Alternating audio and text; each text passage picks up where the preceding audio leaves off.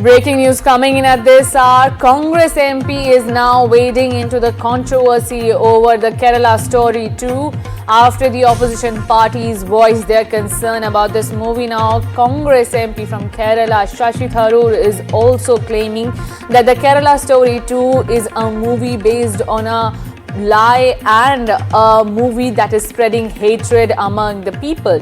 He also said that the first part of this movie was a propaganda, it was based on lies, and now the second part is also about hate mongering and it lacks any foundation. He also asserted that a film should be made about harmony in the country and not spread hatred. Listen into this bite.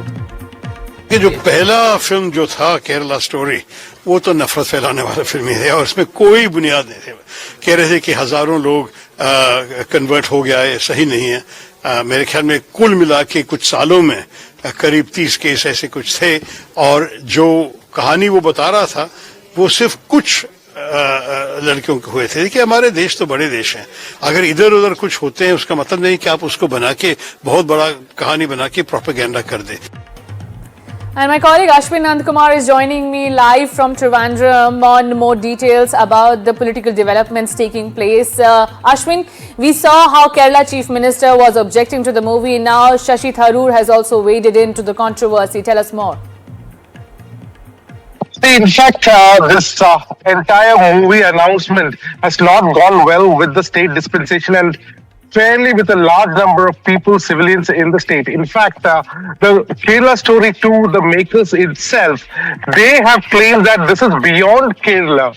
These are incidences which are recorded outside of Kerala, yet the entire messaging and the narrative that has been made, even the title has got Kerala Story, which again is trying to create a regional kind of a divide. This is what the leaders are saying. Aditi, one more interesting update, like when Shashi Tharoor did say that, he also mentioned there were times when Amar Akbar Anthony was made and that movie conveyed a sense of brotherhood. But such movies, putting it out and blowing it out of proportion creates a messaging that could possibly hinder communal harmony. Saying that one individual has filed a petition in the Kerala High Court. A 26-year-old biologist,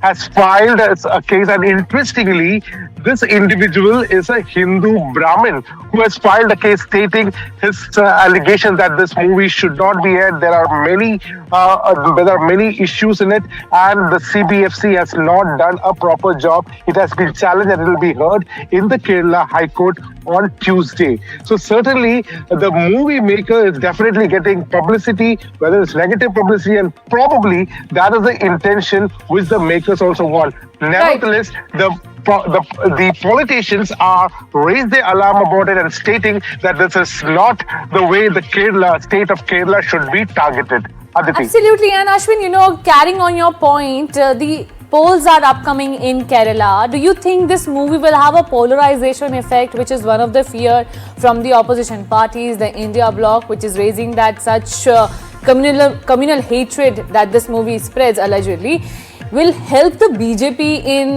getting more votes? Will it have a poll impact?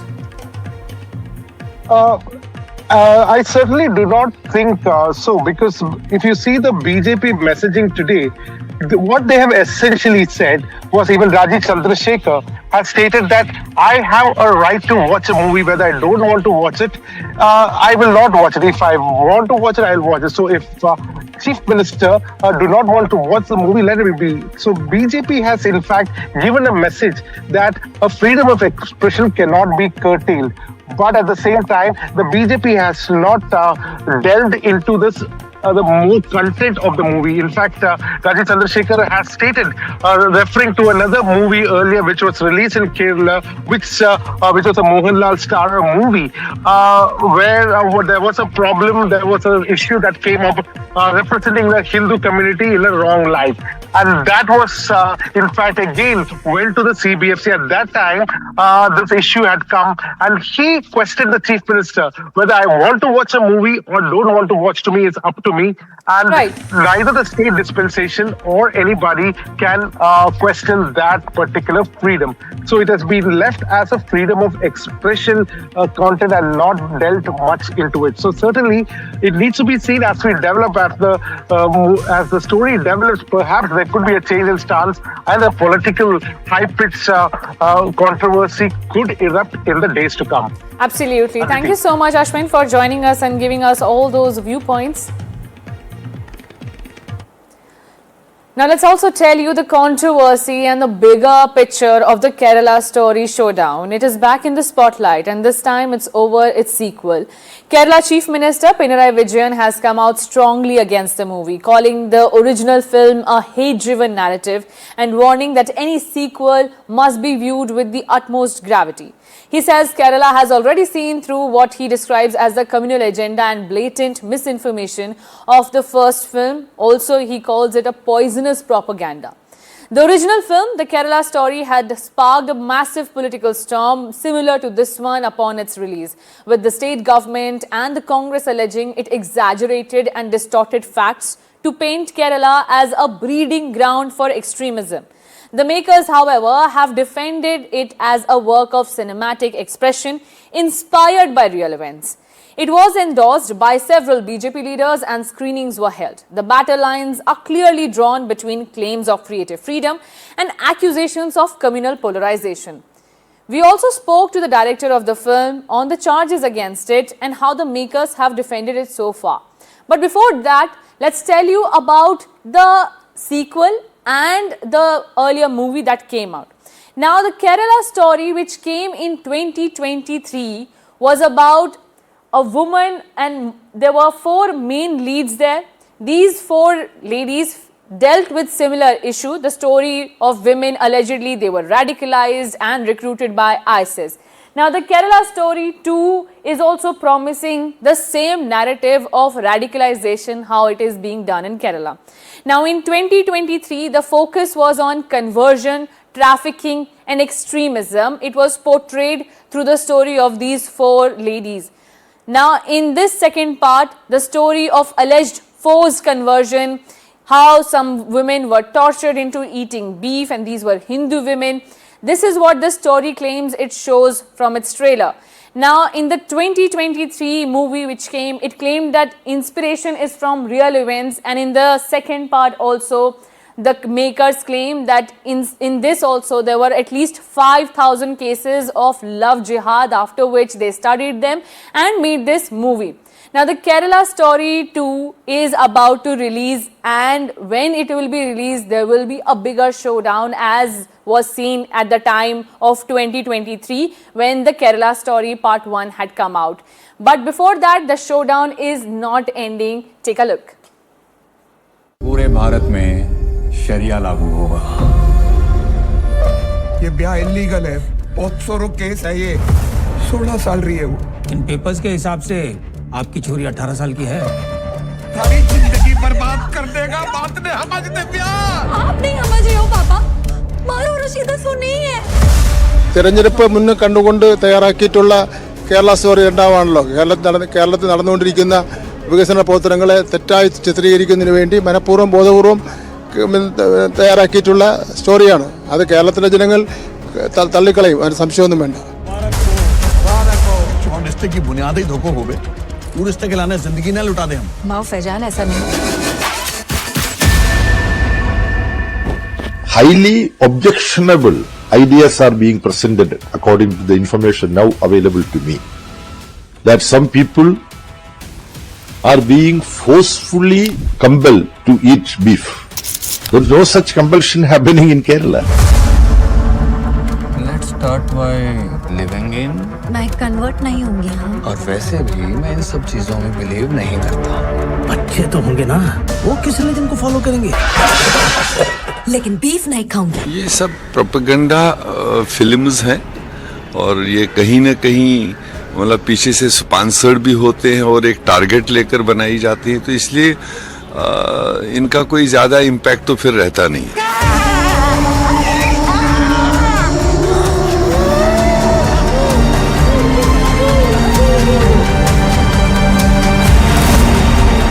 Reflects a reality of society. Rather than welcome this, those who are champions of free speech, who say we should not ban books and films, they are the ones opposing it because it exposes a particular radical thought. Is love jihad and forcible conversion a figment of imagination? कि मैंने अपना सब कुछ खो दिया और जिंदगी बर्बाद हो गई और सपने चूर चूर हो गए।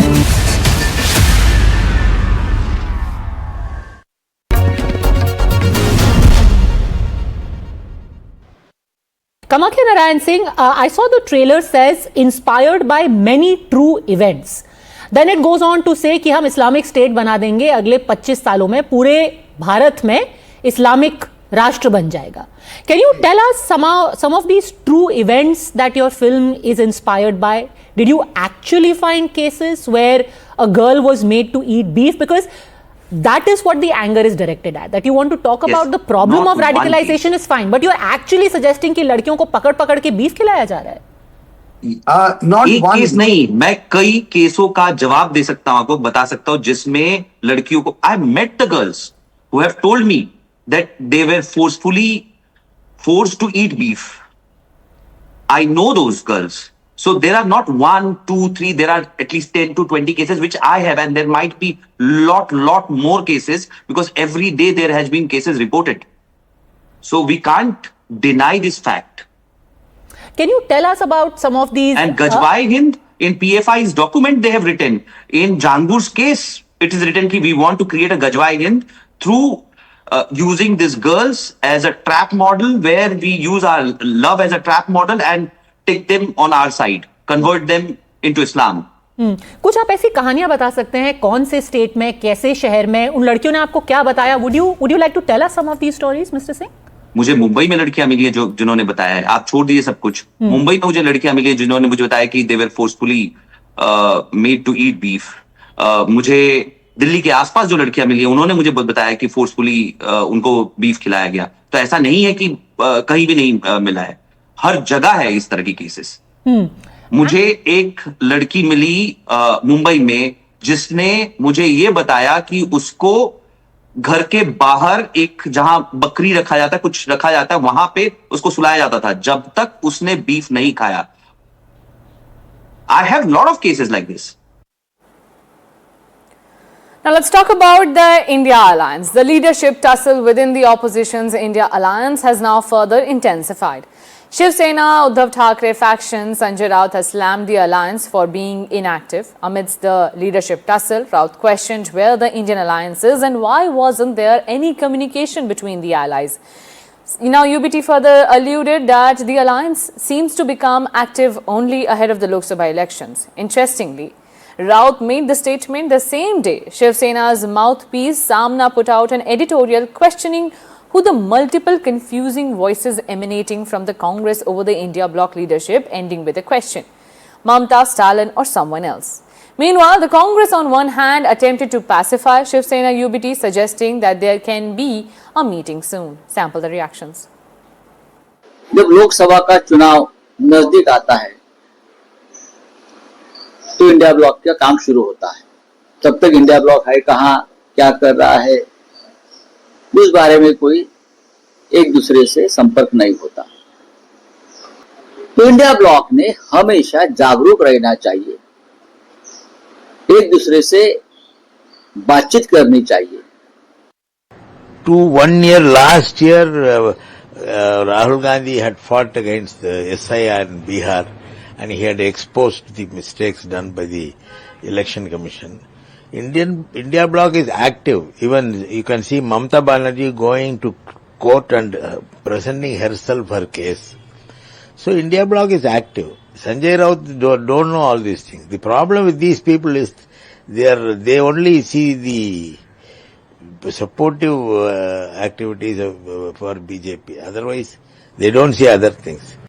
देखिए, मैं तो ये कहती हूं कि भारतीय जनता पार्टी जिस तरह से विवाद में विश्वास रखती है, कांग्रेस पार्टी उस तरह से संवाद में विश्वास रखती है। तो संवाद कभी कांग्रेस के लिए समस्या नहीं रहा। संजय राउत जी से जरूर बात करके पूछा जाएगा कि उनको ऐसा क्यों लगा, पर मैं ये कहना चाहती हूं कि खासतौर से कांग्रेस पार्टी अपने आप को इंडिया अलायंस में उस धागे की तरह देखती है जो कि सारे घटक दलों के जो मोती हैं उनको एक साथ पिरोकर रखती है। तो मुझे ये लगता है कि ये कोई बहुत बड़ा मसला है नहीं। अगर ऐसे कोई विषय हैं जिन पर संजय राउत जी उनकी पार्टी चाहती है कि बैठक हो, चर्चा हो, परामर्श हो, तो जरूर होगा। देखिए, साफ जाहिर है राहुल गांधी खुद एक उपहास और मजाक का एक पात्र बन गए हैं और बाकायदा खुलेआम उनकी लीडरशिप पर सवाल उठाए जा रहे हैं।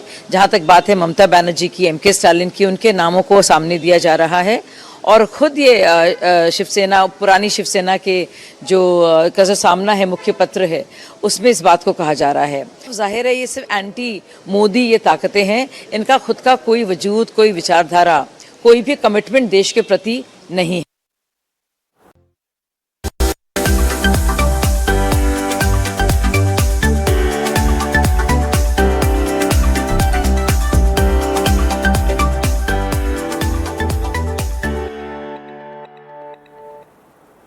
India's AI moment. Prime Minister Narendra Modi on Thursday has presented India's Manav vision for artificial intelligence at the AI Impact Summit, laying out a human-centric framework that he said would guide the development of not just for India but for the welfare of humanity in the AI-based world of the 21st century.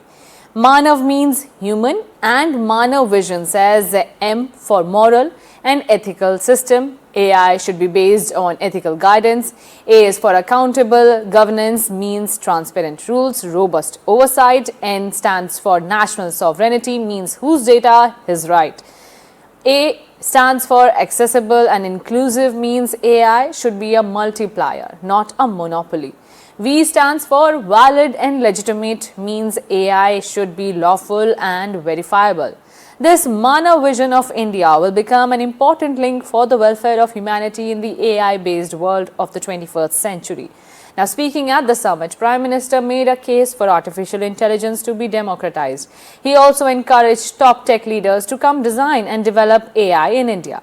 Sources suggest that India is going to push for democratized AI doctrine and position itself as Global South's AI voice.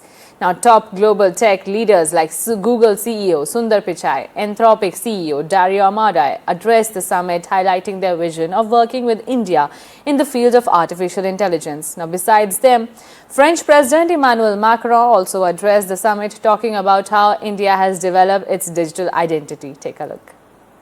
Relationship between India and France and the importance of the 114 aircraft deal that's now being looked at, the Rafale. Could you talk a little bit about both of these, please? Yes, we agreed upon a lot of cooperations, building up what we already decided in defense, and increasing through innovation, because we launched Innovation Year, culture and creative industries, research, and so on. So we have a very strong relation, and I just would like to amend your statement, if I may. We don't have just a strategic partnership. We have a special global strategic partnership, which is unique, both for India and France. On Rafale, what we want to do is to expand. So India confirmed few days ago its willingness to indeed command a new bunch of Rafale, 114, and to co-produce. So the Make in India will be core in this new command. And on top of that, what we want to do is to improve the cooperation in maintenance capacities, in terms of diversification of approach, and to be much more, I would say, in a sort of mutual agreement cooperation. So it's a new step forward, clearly consolidating the existing one and going further. So Rafale is absolutely key. I hope we will do the same on submarines. We offered additional capacities, and we are doing it as well on the engines and on helicopters, by the way, between Tata and Airbus. So clearly the cooperation is improving, and we are building a new area of cooperation. इंसान सिर्फ data point न बन जाए, इंसान सिर्फ raw material तक सीमित न रह जाए, इसलिए एआई को डेमोक्रेटाइज करना होगा, इसे इंक्लूजन और एम्पावरमेंट का माध्यम बनाना होगा। It's also striking how much progress India has made in its mission to put AI to work for more people in more parts of the country. And India's leadership in sovereign AI, building on infrastructure, SLMs, and much more, has been great to watch. More than 100 million people use ChatGPT every week. More than a third of them are students. India is also the fastest growing market now for Codex, our coding agent that works to help people develop software faster and better. India, the world's largest democracy, is well positioned to lead in AI, not just to build it, but to shape it and decide what our future is going to look like. And it's important to move quickly. On the risks, India is the world's largest democracy and can be a partner and leader in addressing the global security and economic risks of the technology. We'd like to work with India on testing and evaluation of models for safety and security risks in the tradition that was started by many global and national AI security institutes that have been stood up around the world. Isaac becoming a global AI hub. Just as I couldn't have imagined that one day I'd be spending time with teams figuring out how to put data centers into space. Or taking my parents for a fully autonomous car ride in San Francisco. Seeing a Waymo right through my 83-year-old dad's eyes, I saw the progress in a whole new light. Of course, he said he'd be more impressed if it worked on India's busy roads. Still working on that one, Dad. The progress shows what's possible when humanity dreams big.